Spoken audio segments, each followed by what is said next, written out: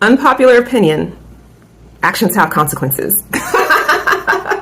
I know I'm being funny, but I'm also being serious. In the current times that we're in, I feel like we've forgotten that actions have consequences. Sometimes the consequences are good, sometimes they're bad, sometimes they're neutral. You know, what the consequences are, that's not really where I'm going with this.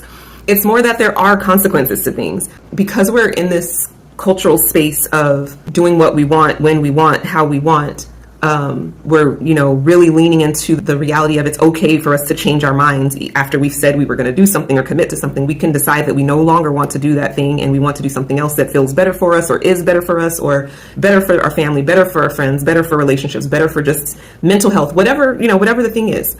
And all of that's great. But I think we forget that there will still be consequences to choosing ourselves. There will be consequences to doing things differently. Again, consequences may be good, bad. It could be a mix of consequences, but there will be consequences. There will be outcomes from doing this thing. So as we're going about the work of taking better care of ourselves and considering ourselves more and choosing ourselves more and not letting previous decisions that we've made that no longer feel good for us or healthy for us govern how we're moving forward.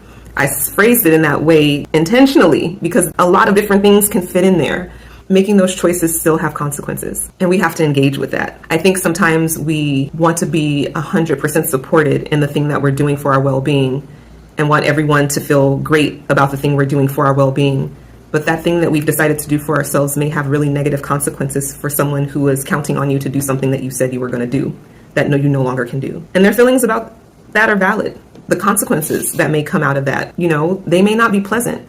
That's part of the game, that's part of the game, whether you're choosing to take better care of yourself or self-abandoning to do something, and there are consequences to that. Usually you're the one paying the consequences in those situations. But I think the whole point of this was just to say, remember that there will still be consequences to the decisions that are made, the choices that we make, even when we're making those decisions and choices with the best of intentions, even if we're making those choices and decisions to make sure that we are well and taking care of ourselves, even if in the long term, it's going to be great, and maybe in the short term, it's really hard. There are consequences to the decisions and choices that we make, and we may fare better if we accept that as a reality and be prepared to deal with it as it comes. So, yeah, actions have consequences. Changing your mind has consequences. Choosing yourself has consequences. Good, bad, great, ugly.